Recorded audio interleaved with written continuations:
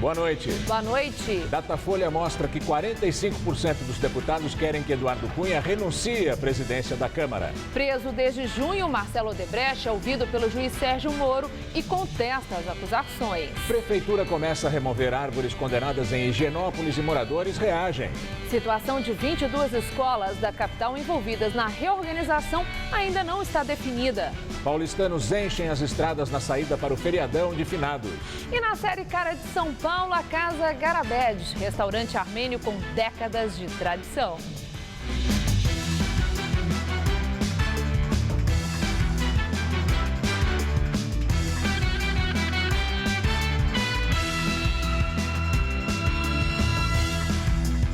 R$ 4 milhões é o que a Prefeitura de São Paulo vai gastar para vistoriar e remover as árvores que têm risco de queda na capital. Esse plano intensivo de manejo arbóreo teve início no final de setembro e vai se estender até 15 de dezembro. Cerca de 60% das 650 mil árvores da capital já passaram por vistoria. No bairro de Higienópolis, pelo menos 44 serão removidas. A decisão não agradou alguns moradores. Os trabalhos das equipes de podas da Prefeitura se concentraram na Rua Maranhão, em Higienópolis, e surpreenderam alguns moradores que tentaram impedir a remoção. Este corte é imoral. Esse corte é irresponsável. É preciso se demonstrar de forma clara, categórica, de que, de fato, esta ou aquela árvore precisa ser removida. Por exemplo, essa que nós estamos ao lado, foi derrubada agora de manhã, tem aparentemente o tronco intacto. Foi cortado. Tem ninho de passarinho. Para esses moradores, algumas árvores aparentemente não apresentam problemas. Mas o engenheiro da empresa responsável pelos trabalhos afirmou que o laudo técnico foi elaborado com critério e por equipes especializadas. Está aqui o laudo, estão muito bem amparados pela lei aqui. Só que tem que fazer o serviço. Está com risco. A árvore está totalmente infestada, está com risco. Entendeu? O problema aqui dessas árvores... São ervas de passarinho. Algumas estão ocas no tronco. De acordo com o engenheiro, alguns exemplares estão tomados pela erva de passarinho, um parasita que se alimenta da seiva da árvore. Com o tempo, a praga mata a planta em que se hospeda. O plano intensivo de manejo arbóreo foi iniciado no final de setembro.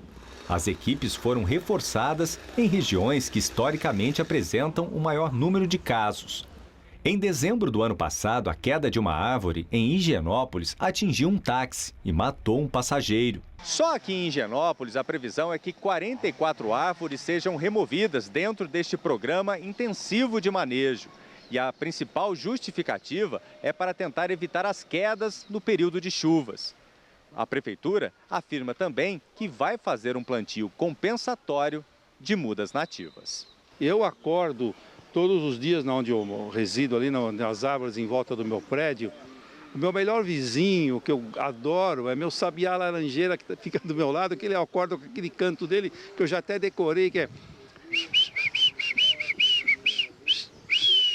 É muito lindo isso, né? A Agência Nacional de Saúde Suplementar, a ANS, prorrogou por 15 dias o prazo para os clientes da Unimed Paulistânia migrarem para outro plano do sistema Unimed. Depois de um dia com filas de espera de até 4 horas, o atendimento aos clientes da Unimed Paulistana foi mais tranquilo hoje. Com a prorrogação do prazo para fazer a portabilidade, os conveniados ganharam 15 dias para decidir se trocam de plano de saúde, já que desde o mês passado, a Unimed Paulistana entrou em processo de falência. Uma determinação da ANS, a Agência Nacional de Saúde Suplementar, determinou que 3 operadoras do sistema Unimed devem receber sem carência quem já tinha o plano. O prazo terminaria nessa sexta-feira, mas o que a gente percebe é que tem ainda muita gente com dúvida e com reclamação. A principal delas é que o pessoal diz que vai pagar mais por uma cobertura menor. Seu Wilson fez a portabilidade porque está em tratamento de câncer, mas não ficou satisfeito com a troca, não. O preço aumentou, diminuiu a rede de hospitalar, a rede de laboratórios. Eu estava pagando na faixa, pela minha idade, na faixa de R$370. Foi para R$500 e com coparticipação. O gerente de uma das 3 operadoras que recebem os clientes da Unimed Paulistana explica que a garantia do acordo para troca é apenas em relação à carência. Que a portabilidade é uma garantia de uma migração para um dos planos da portabilidade sem carência. valores, condições de contrato, rede, tudo é diferente. O que ela tinha antes cessa. São 4 planos oferecidos igualmente pela Unimed Seguros, Unimed Fesp e Central Nacional Unimed. Ao todo, 300 mil clientes de planos individuais, familiares ou empresariais com até 29 vidas podem optar pela migração. Por aqui, cerca de metade dos interessados tem fechado o contrato, como fizeram os pais do Davi, de 6 meses. Decidimos continuar com o plano individual para ele, numa carência que cabia a mesma qualidade da outra, só que perdemos alguns hospitais, mas em prol dele a gente está pensando em um hospital, umas clínicas perto de casa, né? Mas ainda tem gente pensando, fazendo conta, questionando. Na internet há várias respostas da ANS, como a indicação de não pagar o boleto do plano de saúde antigo. Mas uma dica é não deixar para a última hora, afinal, são apenas mais 2 semanas. O Parque do Ibirapuera, que é uma verdadeira academia a céu aberto, recebe mais uma modalidade de treinamento. É o Mahamudra, técnica inspirada no yoga, mas que pega pesado com os participantes. O treinamento promete melhorar o condicionamento físico e o bem-estar mental. Imagine ficar um bom tempo imóvel nesta posição ou nesta outra aqui. Uma provinha de resistência e é só o começo da aula. Sempre puxado, não tem um dia fácil. O nome Mahamudra vem do idioma sânscrito e significa grande gesto. Os criadores dizem que a técnica, inspirada na yoga, é um método de desenvolvimento focado na evolução de 3 pilares: corpo, mente e espírito. Era tudo o que o Leonardo procurava. Eu me senti com muito mais energia, muito mais disposição para tocar o dia a dia. E eu saio daqui com outra energia para tocar aí as 12 horas de trabalho que tenho normalmente. Então, nós nos baseamos muito nas técnicas corporais e técnicas respiratórias do yoga como preparação para a prática que fazemos. A atividade foi criada há 2 anos. É reconhecida pelo Conselho Regional de Educação Física. Não tem nada a ver com musculação. As aulas, sempre ao ar livre, custam R$ 320 por mês. Treinamento militar, tem calistenia, ginástica natural, tem corrida, tem artes marciais, enfim. Existe um leque de possibilidades de trabalhar com essas variações e adaptações. Subir uma rampa como essa para muita gente já seria difícil. Agora imagine fazer este mesmo movimento desta maneira que os praticantes estão fazendo. Uma aula mais avançada pode chegar a queimar 1.200 calorias. Perder gordura nem sempre é o desejo da maioria, mas a Mahamudra já tem inspirado metas ousadas. Estou começando a competir em corridas, então isso aqui está me preparando para uma nova fase que eu quero entrar em competições, entendeu? A Cris também mudou radicalmente, começou a treinar e virou vegetariana. Estou me sentindo mais jovem, o cabelo está mais bonito, a pele está mais bonita, a disposição está melhorando. O objetivo é alcançar o bem-estar pleno, coisa que o Rubens, um dos novatos, tem conseguido. Por exemplo, fazer 2 anos de academia, sentir em 2 meses assim, falei, nossa, melhorou bastante. Depois de suar a camisa, alongamento coletivo, momento de trocar energias positivas e recarregar a motivação para a próxima aula. Felicidade. Alegria. Cheguei aqui, conheci uma pessoa só e hoje eu sou acolhida por todos. É uma energia muito boa, é uma família mesmo. É o momento que eu esqueço do mundo, venho aqui, treino o corpo, treino a mente e vou pra vida depois.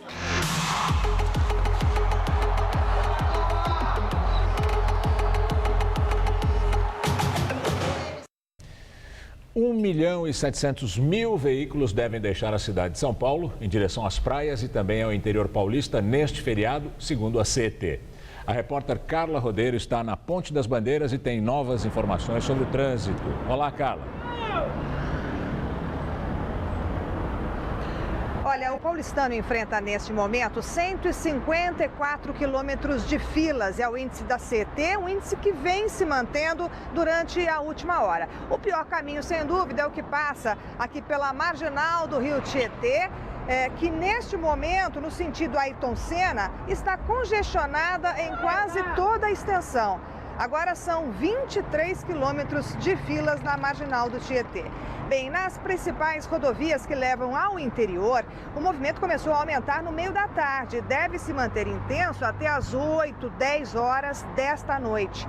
A rodovia dos Imigrantes, você vê aí nas imagens da câmera do quilômetro 52, na descida da serra, o trânsito que era bem congestionado, com fluxo intenso, inclusive de caminhões, isso uma hora atrás, parece que deu uma melhorada neste momento. Mas ainda há 7 quilômetros de lentidão na chegada à Praia Grande. Na Anchieta, no quilômetro 12, o trânsito flui bem no trecho que passa pelo ABC, logo na saída de São Paulo.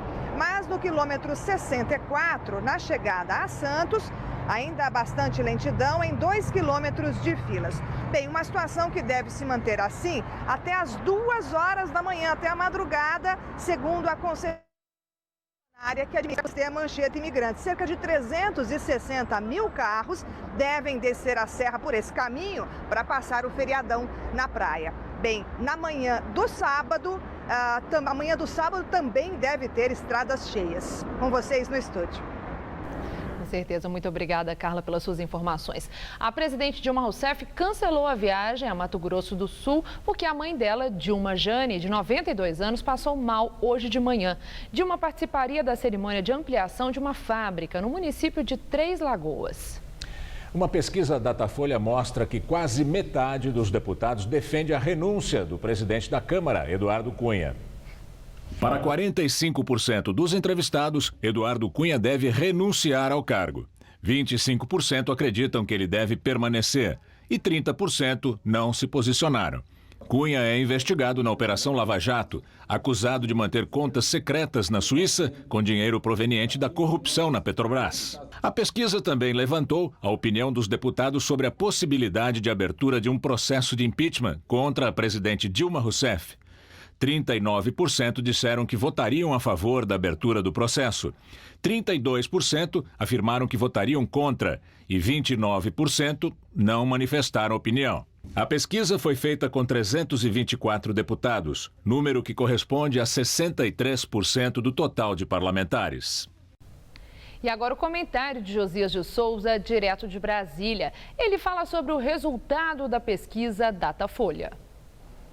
A pesquisa Datafolha, feita junto aos parlamentares, mostra o estágio em que se encontra a degradação do legislativo brasileiro.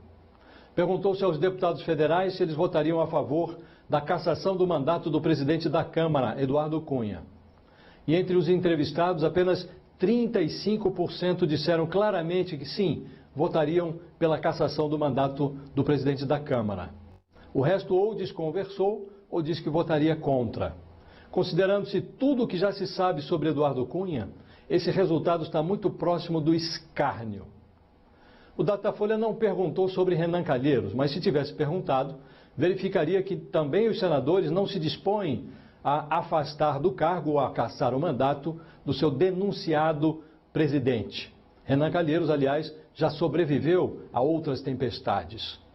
A mesma pesquisa mostra que não há hoje maioria na Câmara para abrir um processo de impeachment contra Dilma Rousseff e também não há maioria no Senado para afastar a presidente da República do cargo.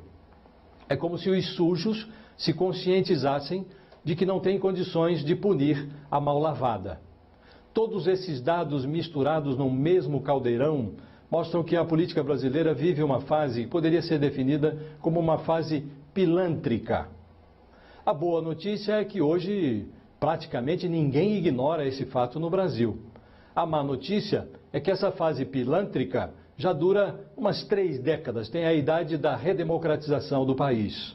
E a péssima notícia é que você talvez não esteja isento de responsabilidade. Se você fizer uma introspecção, talvez nem se lembre em quem votou para deputado e para senador. Se você olhar para o espelho com olhos de autoanálise, é possível que enxergue a imagem de um corresponsável, a imagem de um culpado. Boa noite. O Supremo Tribunal Federal determinou o arquivamento do inquérito contra o senador e ex-governador de Minas, Antônio Anastasia, do PSDB. O ministro Teori Zavascki, relator da Operação Lava Jato no STF, aceitou o parecer do Ministério Público de que não havia prova suficiente contra o senador. Anastasia era suspeito de ter recebido R$1 milhão do esquema de corrupção na Petrobras. Ele sempre negou e disse ter recebido a decisão do STF serenamente. Foi o primeiro arquivamento da Lava Jato no Supremo por falta de provas. A Secretaria da Segurança não respeitou o decreto do governo que acabou com o sigilo de dados públicos em São Paulo, segundo reportagem do jornal Folha de São Paulo. O secretário Alexandre de Moraes mantém sigilo sobre a distribuição do efetivo policial na capital. O secretário alega que esses dados podem pôr em risco a população. O jornal afirma que esses dados permitiriam saber se o policiamento é feito de forma técnica, considerando as estatísticas, e não de forma política, em que alguns bairros teriam mais policiamento do que outros. Em Santana, na zona norte de São Paulo, escondida entre residências, fica a Casa Garabed, um tradicional restaurante armênio que também tem pratos árabes. Prestes a completar 65 anos e famosa por seus mais de 10 sabores de esfirras, a Casa Garabed é um lugar que é cara de São Paulo.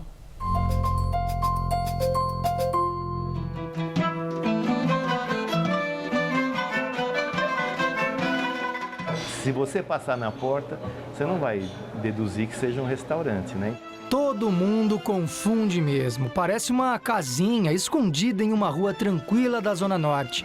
Por dentro, ambiente familiar, nada de requinte. O restaurante leva o nome do fundador, o armênio Garabed Deirmenjan, pai do Roberto, que hoje toca o negócio da família. Seu Garabed chegou a São Paulo depois de fugir do genocídio na Europa. E, além de esperança, trouxe na bagagem a inspiração para montar a casa, em 1951. Não tinha mesa, não tinha doce, não tinha sobremesa, era só para viagem. E no começo era só de carne? Só de carne, aberta ou fechada. Seu Garabed chegou a fechar as portas por 9 anos e faleceu às vésperas da reinauguração, em 1987. Aí eu tive que assumir. Procurando resgatar as receitas que eram do meu pai e da minha mãe. No cardápio, pratos tradicionais armênios, como o madzunov kiofté, bolinhas de quibe com coalhada fresca e hortelã, e muitas receitas árabes, doces folhados, abobrinha recheada, quibes e muitas esfirras. Para muita gente, esfirra é uma iguaria simples e, portanto, rápida. A prova disso são as redes de fast food de comida árabe. Mas aqui, todas são preparadas na hora. Ou seja, demora um pouquinho mesmo, às vezes 30 minutos para o pedido chegar à mesa. Mas olha, que eu estou achando que essa espera compensa. O primeiro segredo, a massa. Ela não se acumula, é feita em porções pequenas. Outra gigantesca peculiaridade é um forno de 25 metros quadrados, herança da inauguração nos anos 50. Ele é uma obra-prima. É um forno que é a lenha, mas é alimentado com tábuas, com caixotes, com madeira de construção, que tem tintas, tem químicas. É uma madeira natural, feita para assar. Então ela confere um gosto muito especial na comida. Se é o eucalipto, se é o forno, o tempero ou o cuidado artesanal, difícil desvendar o segredo. Fácil mesmo é se render a essas delícias. Aqui nós frequentamos há 10 anos, né? E a comida aqui é muito boa. Muito bom, a gente vem 3, 4 vezes por mês aqui. A massa aqui que tem é a melhor de São Paulo.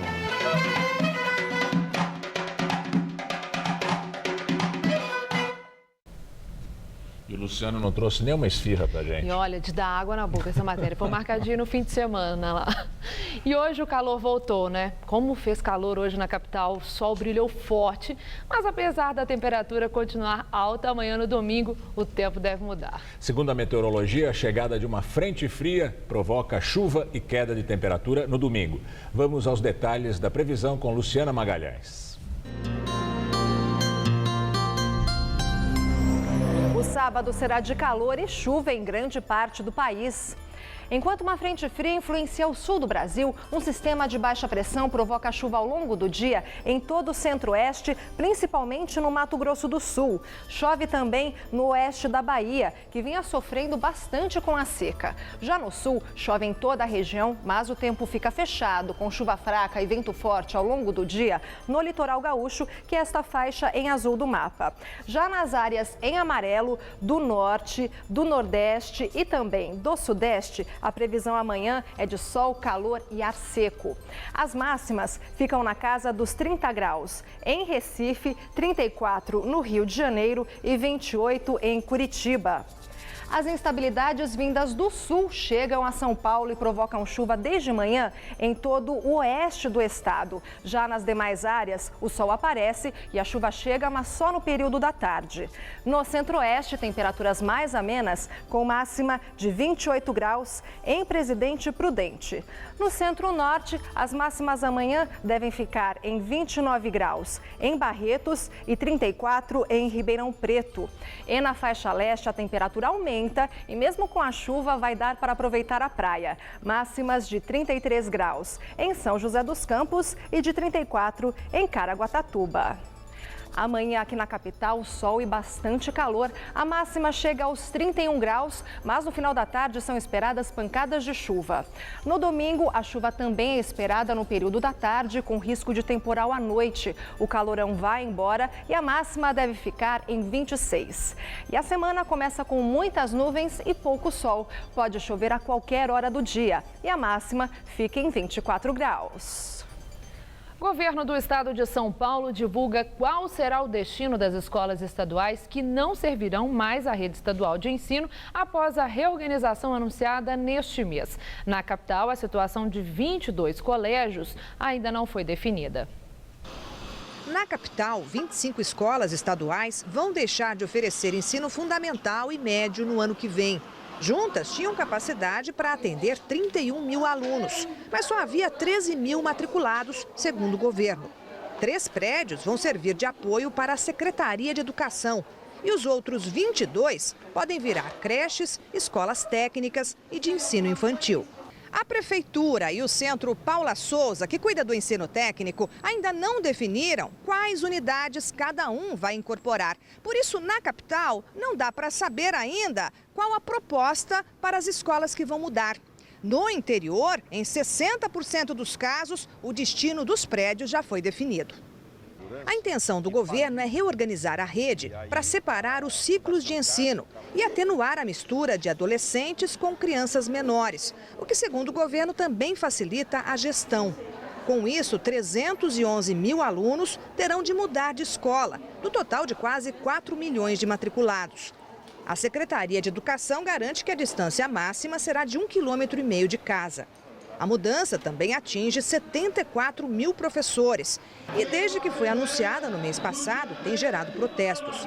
Nesta quinta-feira, manifestantes ligados ao Sindicato dos Docentes e também a movimentos sociais e de estudantes bloquearam a Avenida Paulista e outras vias da região central para reclamar da reforma nos ciclos de ensino. Eles alegam que, com 94 escolas a menos, haverá salas superlotadas. E a Secretaria Estadual da Educação disponibilizou um site para consultas sobre a reorganização das escolas. O endereço é educação.sp.gov.br. No domingo, além da Avenida Paulista, que vai ficar fechada oficialmente para carros, mais 5 ruas da cidade também vão ficar bloqueadas para veículos a motor. Segundo a Prefeitura, vão ser fechadas a Rua Benedito Galvão, no bairro Aricanduva, na Zona Leste, e a Avenida Luiz Guxiquem, no M. Boimirim, na Zona Sul, que já participaram da iniciativa. E pela primeira vez, as ruas do Mar Paulista, na cidade Ademar, na Zona Sul, Professor Onésimo Silveira, em Pirituba, na Zona Norte, e Professor Antônio de Castro Lopes, em Hermelino Matarazzo, também na Zona Leste. A CET, Companhia de Engenharia de Tráfego, Tráfego vai ficar responsável pelo controle do fluxo de carros e pedestres. A Avenida Paulista fica fechada para veículos das 9 da manhã às 5 da tarde e as outras vias das 10 da manhã às 4 da tarde. A meta do prefeito Fernando Haddad é implantar o programa Rua Aberta nas 32 subprefeituras até o final do ano. É interessante observar a ordem de importância que nós damos às coisas. Aqui em São Paulo, há semanas se fala de fechamentos. O prefeito petista fecha a Paulista para os carros aos domingos, alegando que os paulistanos precisam de área de lazer. O governador tucano fecha 94 escolas, alegando que os prédios servirão para outros tipos de ensino. Fechar uma avenida para os carros é mais danoso à população que fechar 94 escolas? O Ministério Público investiga já os dois casos. O governo federal aprova juros mais altos para o crédito consignado, aquele com desconto em folha para aposentados e pensionistas. Para empréstimos pessoais, o percentual passa de 2,14% para 2,34% ao mês. Já para empréstimos feitos pelo cartão de crédito, a taxa sobe de 3,06% para 3,36%. A mudança passa a valer nos próximos dias, quando o texto for publicado no Diário Oficial da União. E agora vamos ao comentário de economia com o Vinícius Torres Freire. Pessoas prudentes não estão fazendo compras caras neste ano de vacas magras e talvez vacas mortas. O varejo está sentindo na carne. Mais ainda os empregados do comércio. A Via Varejo demitiu 11 mil de seus 66 mil empregados neste ano, 17% deles. A Via Varejo é a empresa que controla o Ponto Frio e a Casas Bahia.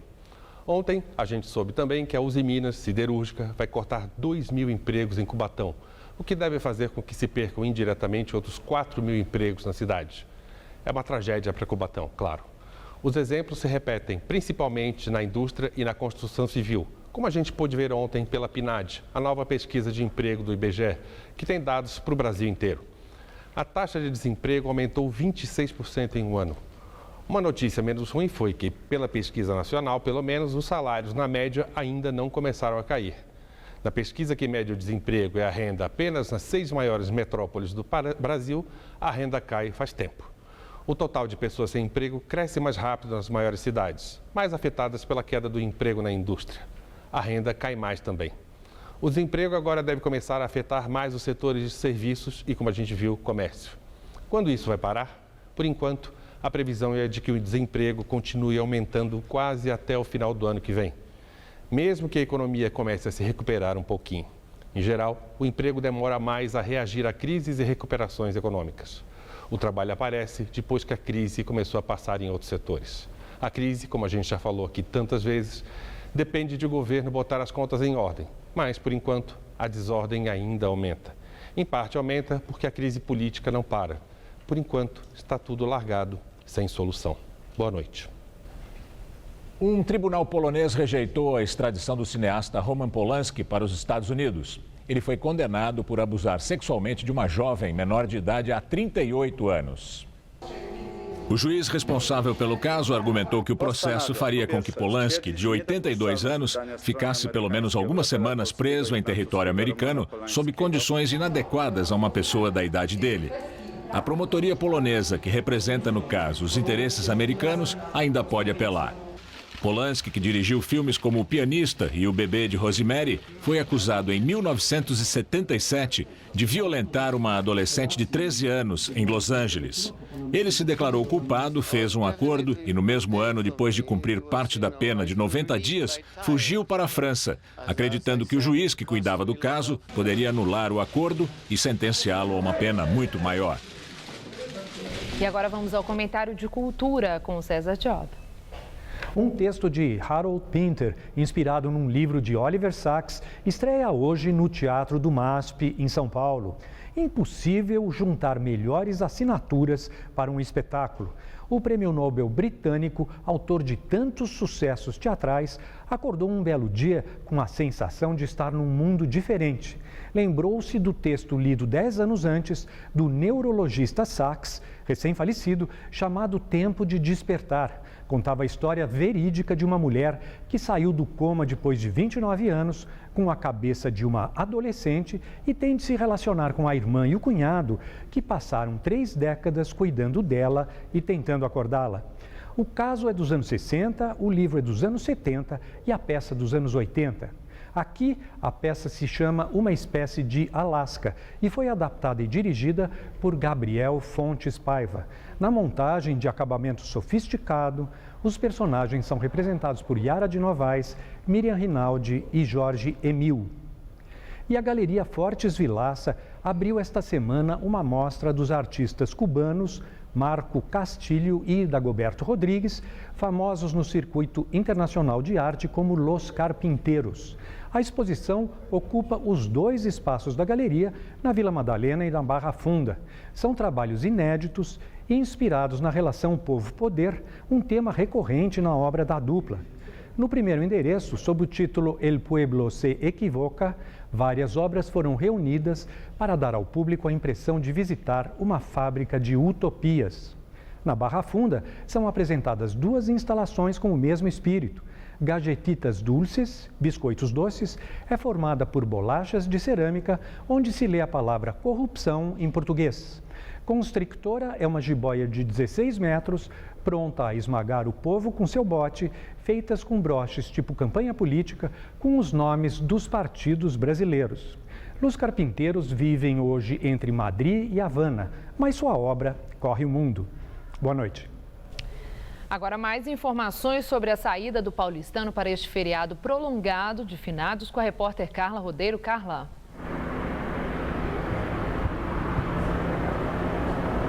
Olha, quem tenta sair da cidade agora para pegar a estrada, para pegar uma das rodovias e faz isso pela marginal do Rio Tietê, precisa ter paciência. A marginal segue com o trânsito bastante congestionado. Agora há pouco ela tinha lentidão em quase toda a extensão, em 23 quilômetros. É o pior caminho neste momento. Bem, na Via Anchieta, no quilômetro 29, perto do Rodoanel, o fluxo é intenso, mas sem pontos de parada.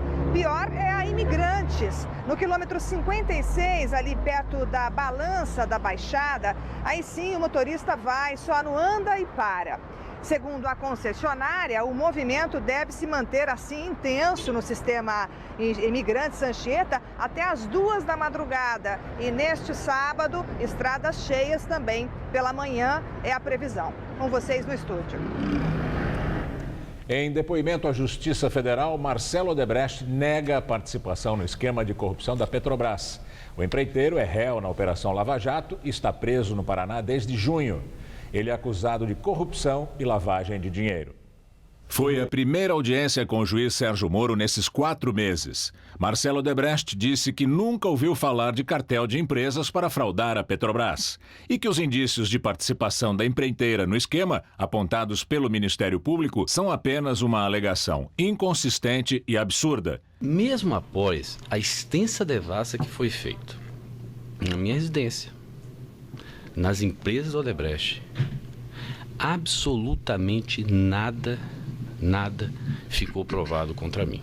Marcelo Odebrecht negou conhecer Renato Duque, ex-diretor de serviços da Petrobras, e também o doleiro Alberto Youssef.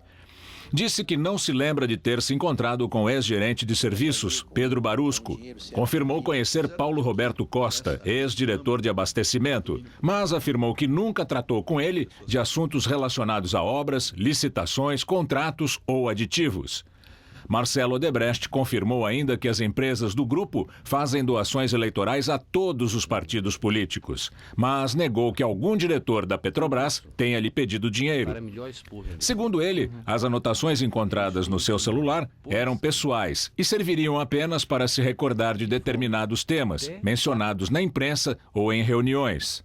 Marcelo Odebrecht acusou o Ministério Público de fazer uma distorção ilegal e cruel para prendê-lo. E disse que nunca pensou em fugir do Brasil. Na entrevista do dia com Maria Lídia Flandoli, o realinhamento das forças políticas de olho fixo nas urnas. E quem faz a avaliação da movimentação política atual é o deputado federal Bruno Covas, do PSDB, vice-líder do partido na Câmara Federal. Bruno Covas foi o deputado federal mais votado pelo PSDB paulista em 2014 e foi secretário do Meio Ambiente no governo Alckmin. Muito obrigada por estar conosco. Ontem nós tivemos, assim, 2 fatos que se destacaram. Num evento do PT, aquele discurso do presidente Lula longo, mas o destaque da fala dele não foi nem ele ter se colocado naquela posição em que ele sente que há uma atitude persecutória por cima dele e da família dele, mas foi muito mais ele conclamar o PT a tomar uma posição de apoio a Dilma Rousseff, a parar com essa história de fora Joaquim Levy, aprovar o ajuste fiscal e demais projetos da presidente para recolocar a economia nos trilhos e o Brasil sair da crise. Esse é um dos fatos. O outro, no PMDB.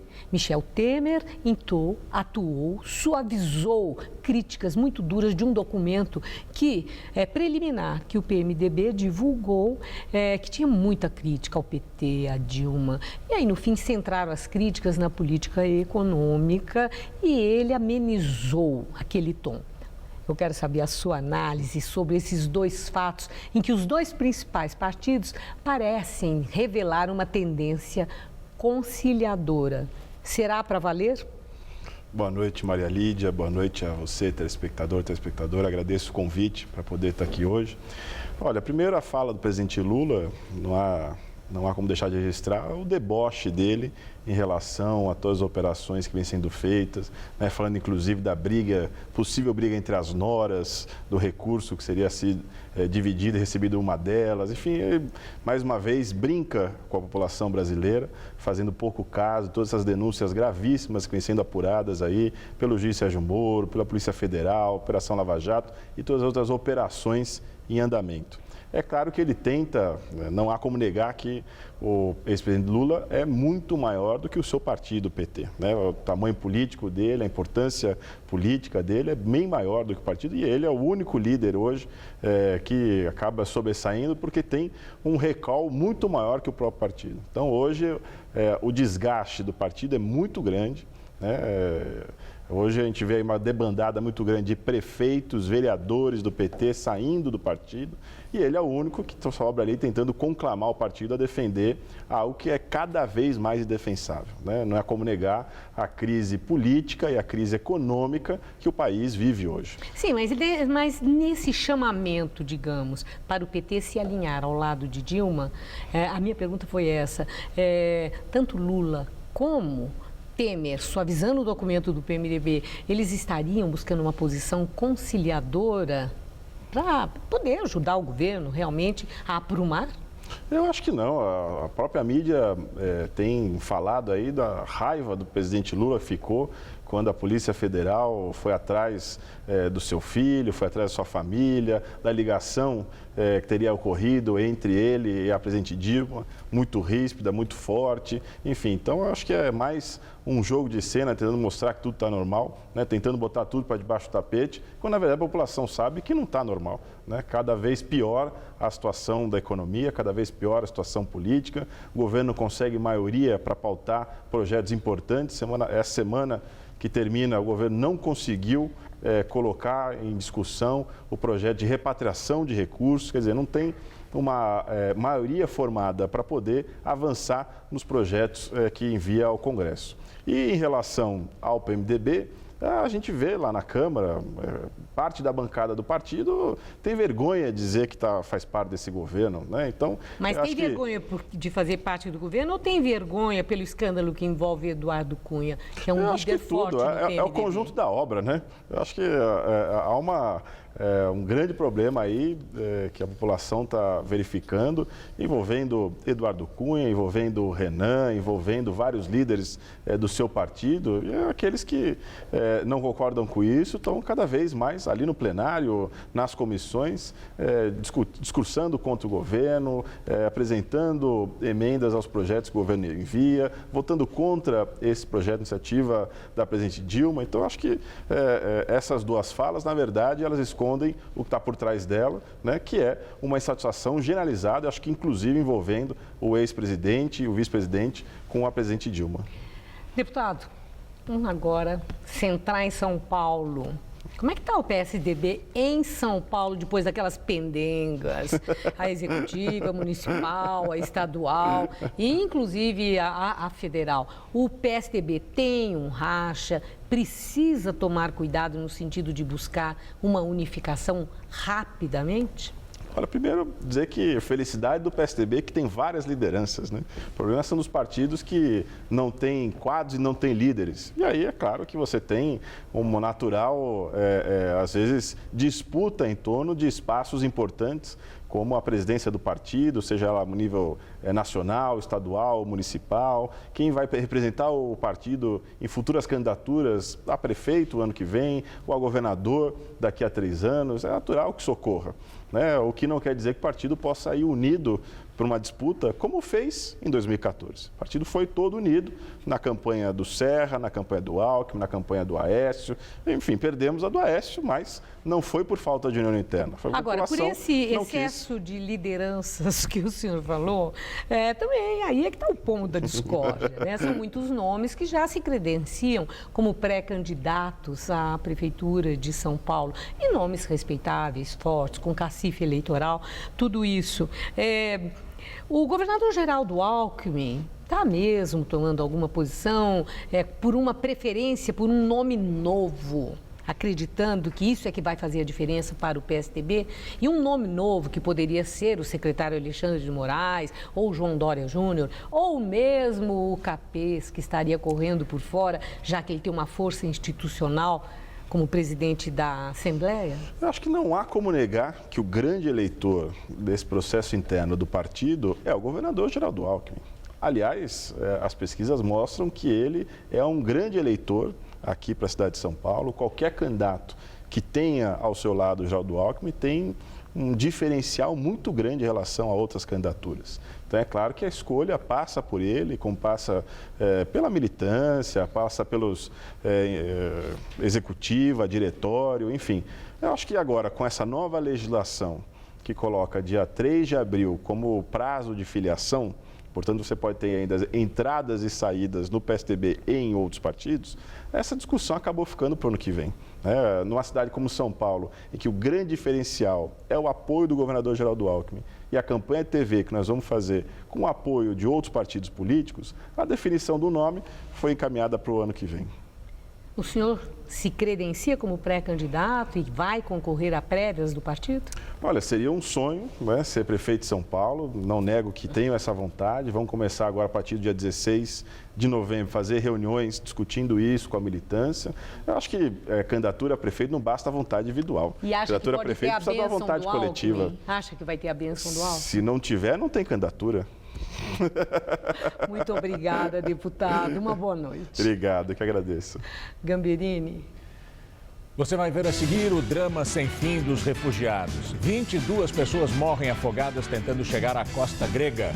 E liberdade em Guantánamo. O último prisioneiro britânico que estava na base americana é solto. Nesse mundo tudo evolui. A moda evoluiu. Os carros evoluíram. Os tratamentos de beleza também evoluíram. E make-up anti-sinais. Uma combinação de creme e cápsulas. O creme atinge as camadas mais profundas da pele e as cápsulas agem onde os cremes não chegam. Resultado? Com o Imecap anti-sinais, os sinais da idade não aparecem. Imecap anti-sinais. A evolução no tratamento de beleza. O programa Mais Médicos do Governo Federal é muito mais que médicos. São mais estudantes, mais professores e mais profissionais dedicados à saúde das famílias e suas comunidades. E para você que sonha em ser médico, esse é um caminho cheio de oportunidades. Acesse o site e informe-se sobre os novos cursos de medicina e vagas de graduação e residência médica. O Brasil do Mais Médicos é o Brasil que cuida, educa e avança. Uma pátria educadora se faz com mais acesso à educação. Ministério da Educação, Governo Federal. Para bom entendedor, meia palavra basta. Não. Por isso, questionamos políticos e autoridades públicas, trazemos informação e esclarecimento sobre os temas importantes do seu dia a dia. TV Gazeta. Bom te ver sempre bem. Qual Casper você é? A minha Casper é informação. A minha Casper é organização. A minha Casper é criação. A minha Casper é luz, câmera, ação. A minha Casper é comunicação. É teoria, é prática, é oportunidade de estágio. É a melhor localização. Essa é a minha Casper. E você, qual Casper você é?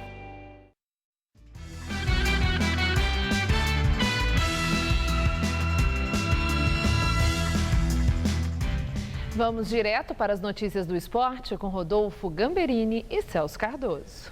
Acontece neste final de semana a 33ª rodada do Campeonato Brasileiro. Uma rodada que começa amanhã. Celso Cardoso. Pois é, Gamberini, com 4 jogos. 4 jogos abrem a rodada nesse sábado. Mas é para o domingo que estão programados os jogos mais esperados, com direito à prévia de final de Copa do Brasil e, por que não, uma espécie de decisão do Campeonato Brasileiro. São Paulo e Sport jogam às 5 horas no Morumbi. A Ponte Preta recebe o Joinville às 7h30 em Campinas. No mesmo horário, o Avaí encara o Cruzeiro em Florianópolis. Às 9 da noite, no Couto Pereira, tem Coritiba e Figueirense. No domingo, às 5 horas, acontecem 4 jogos. Na Vila Belmiro, tem o Clássico Paulista entre Santos e Palmeiras. O Grêmio enfrenta o Flamengo em Porto Alegre. Atlético Mineiro e Corinthians jogam na Arena Independência e em Chapecó tem Chapecoense e Atlético Paranaense. Às 6 horas no Engenhão tem o duelo carioca entre Vasco e Fluminense e às 7h30 no Serra Dourada o Goiás recebe o Internacional. Bom, nós vimos ali que Atlético Mineiro e Corinthians jogam no domingo e esse é o jogo do domingo. E em caso de vitória, o Corinthians pode comemorar o título já na outra rodada, com 5 rodadas de antecedência. Tite não poderá contar com alguns jogadores, caso de Elias, por exemplo, que está suspenso, mas já tem em mente a formação para o duelo em BH. Independentemente da grandeza do jogo, da importância do jogo, das duas melhores equipes do campeonato, né, da qualidade das duas equipes, nós repetimos um padrão de atuação. Isso é o nosso objetivo. E a equipe cresceu muito durante o campeonato. Isso me deixa muito feliz. Agora é repetir aquele padrão que ela vem tendo em jogos em casa.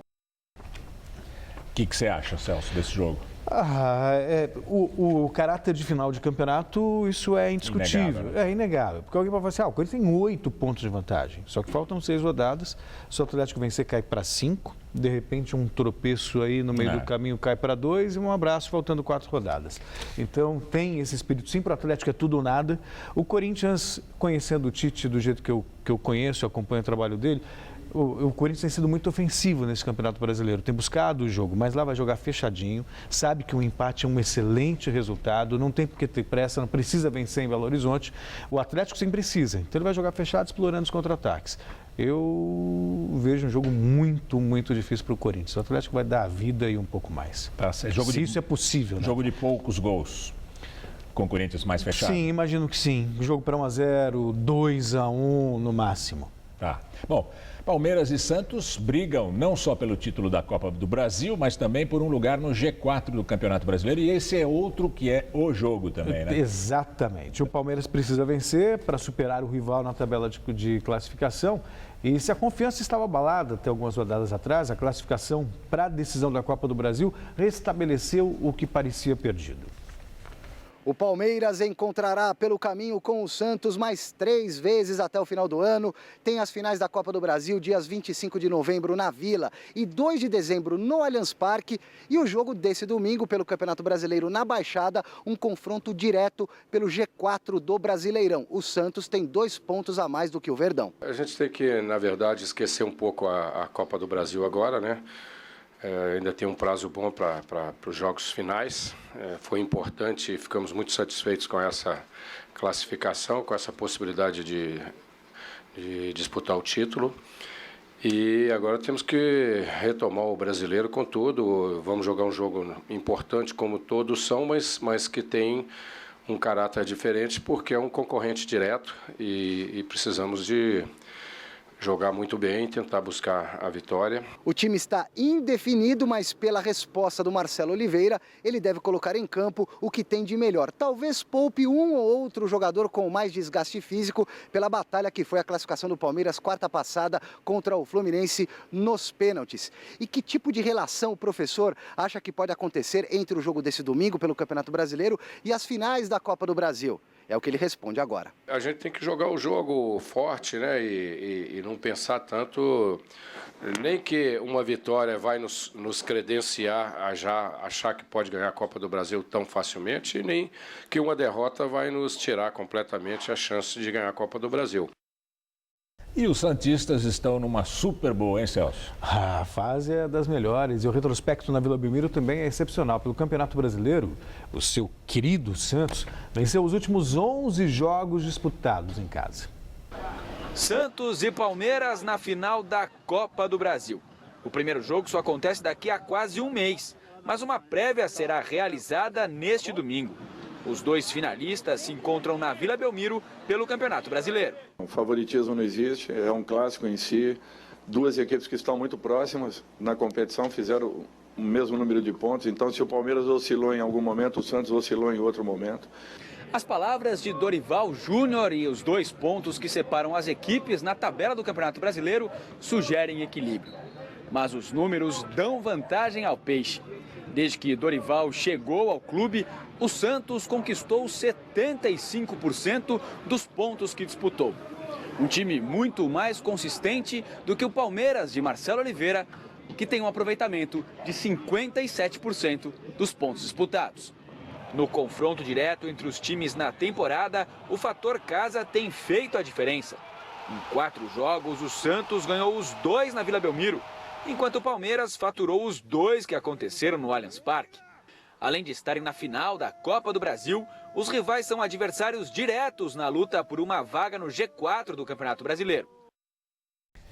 Bom, e vamos falar um pouco mais de corrupção, só que dessa vez no futebol. A investigação do FBI, a Polícia Federal Americana, vai ser ampla e pode atingir muitos empresários e dirigentes aqui no Brasil, né? Documentos liberados há alguns dias por autoridades dos Estados Unidos revelam que desde 1991 o empresário brasileiro J. Ávila, réu confesso no processo, pagou propinas por contratos de direitos de transmissão. J. Ávila revelou, segundo informações da jornalista Sônia Raci, que de 1991 a 2013 pagou propinas a dirigentes ligados à FIFA por contratos de transmissão de competições oficiais. No Brasil, a Rede Globo, uma das emissoras que detém os direitos sobre a transmissão de torneios nacionais, informou que os contratos com a emissora não estão sob investigação. Segundo os documentos do FBI, as sessões de exibição da Copa América e da Copa do Brasil, por exemplo, além de patrocínios da seleção brasileira, foram determinados com os pagamentos ilícitos. O empresário brasileiro é réu confesso, está preso nos Estados Unidos e prometeu devolver cerca de 400 milhões de reais à justiça. A operação, deflagrada em maio pelo FBI, resultou na prisão de altos dirigentes da FIFA, inclusive do ex-presidente da CBF, José Maria Marim. Sem comentários sobre emissoras de televisão. É isso aí. Obrigado, Celso. Boa noite, até mais. Boa noite. Estela. O último prisioneiro britânico que estava na base americana de Guantánamo é libertado e já está na Inglaterra. Shaker Amer passou mais de 13 anos na base militar de Guantánamo, em Cuba, sem acusação formal. Ele tem 46 anos, nasceu na Arábia Saudita, morava na Grã-Bretanha desde 1996, é casado com uma britânica e tem 4 filhos.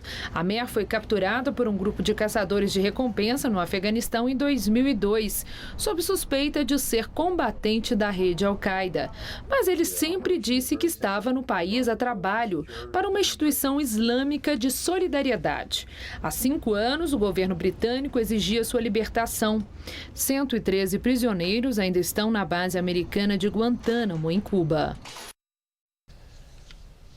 Pelo menos 22 imigrantes morreram afogados em mais uma tragédia na costa da Grécia. 13 vítimas eram crianças. A Grécia resgatou 144 refugiados e recuperou 22 corpos em 2 naufrágios no Mar Egeu.